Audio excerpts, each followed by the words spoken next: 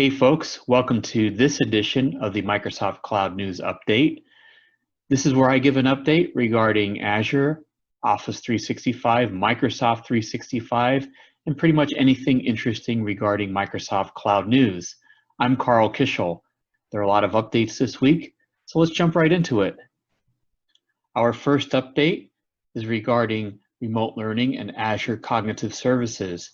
This particular article gets into the general availability of Immersive Reader and some integrations with Immersive Reader within the Microsoft product family and with third-party services as well. One of the more interesting aspects of this article is around the speech and text-to-speech capabilities of Azure Cognitive Services. And it gets into some detail on how to leverage the text-to-speech components and using the cognitive services within Azure to provide natural speaking languages with over 110 voices and with support for 45 different languages. So if you're into text-to-speech and leveraging the capabilities of cognitive services to provide these capabilities, definitely check this article out. Our second update is regarding the general availability and support of Azure Migrate into assessing physical servers and also virtual machines running on AWS and GCP. So this was in preview for quite a while. If you're not familiar with Azure Migrate is a free service within the Azure cloud that basically does two things. Number one, it gives you assessment reporting on whether or not virtual machines from other cloud providers or virtual machines and servers, physical machines on-prem can be migrated to the cloud, what the footprint of that migration would look like, and giving you some telemetry on the specifics of that migration from a virtual machine perspective. So I'll give you an analysis and a report on what can be migrated, number one. Number two, it'll actually help you perform the migration now in general availability from physical servers and other virtual machines and other cloud service providers. So if you're interested in Azure Migrate, check this out. It's a free tool. Great assessment reporting is available from this tool, and also great help for those virtual machine migrations into the Azure cloud. Our third update concerns some new enhancements with Microsoft Teams and Power Automate. So Power Automate is part of the Power Platform within the Microsoft Cloud Services family. And this article gets into some pretty neat ideas on how to leverage Power Automate within Microsoft Teams. So there are 4 examples in this article, and I think the more interesting one for me is down here with this 4th example, and using Power Automate to follow up on important conversations. So here it gives you a template and an idea on how to use the platform to follow up on a message.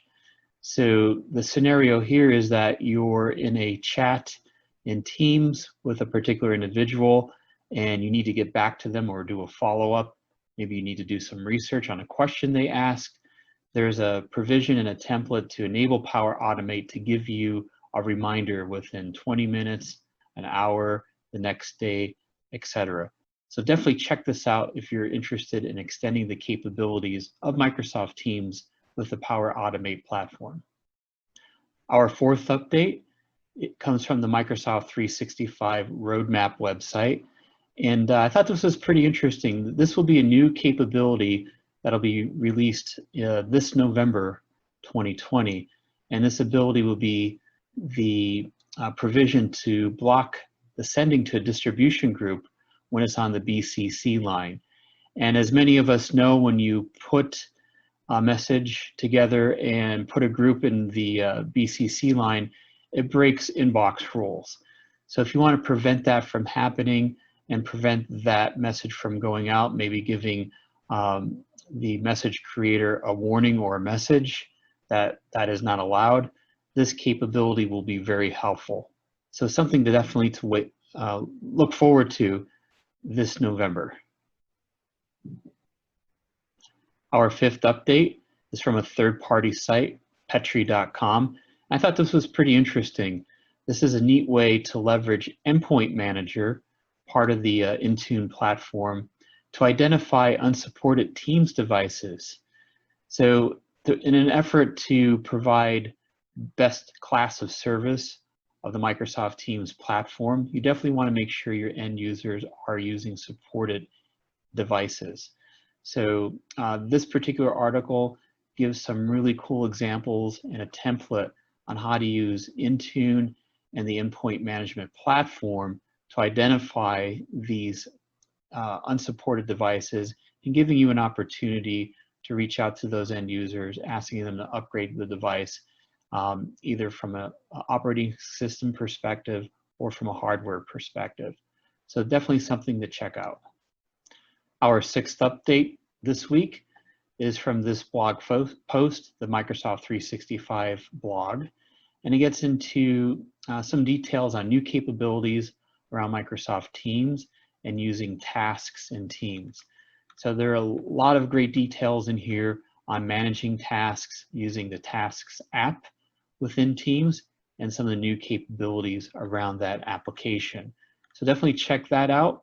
And also further down in the article are some really neat enhancements coming out with the new whiteboard feature / app for Microsoft Teams. So definitely check this out for more information on tasks and whiteboard. Our 7th update, again, comes from the Microsoft 365 blog site, and it talks about some new capabilities of using transcription within Microsoft Word Online. And I wanted to just briefly call this out.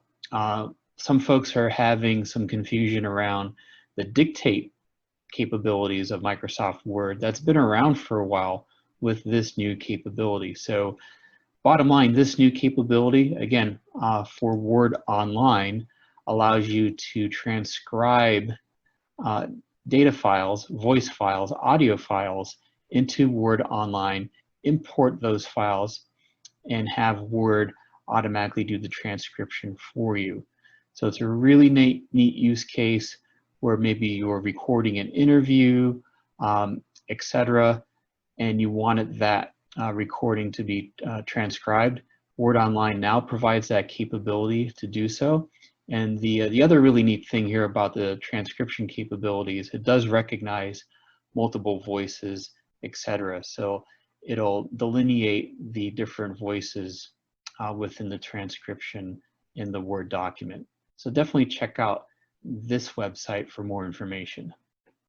Our final update comes from Redmond Magazine, and this is a pretty interesting. This was something that I wasn't aware of, but they called it out. It's a pretty cool idea. And the idea here is leveraging Azure Sentinel, which is the SIEM solution, completely cloud-based, part of Microsoft Azure, and using Sentinel to find vulnerable net logon clients. So some of you might know there are some versions of the net logon channel that are going to be deprecated next February. And finding those endpoints that are using these type of clients could be a little bit of an interesting challenge. So this blog post gets into some ideas on how to use Azure Sentinel to find these clients that are using these almost unsupported versions of NetLogon. So check out this link for Redmond Mag on more information on that. And then the follow-up link here is more details regarding this insecure protocol from NetLogon and how to use the Azure Sentinel workbook to find these clients. That concludes this edition of the Microsoft Cloud News Update. Please like, subscribe, share with your friends. Appreciate you getting the word out. If you have any questions, definitely let me know, and we look forward to seeing you next time. Take care.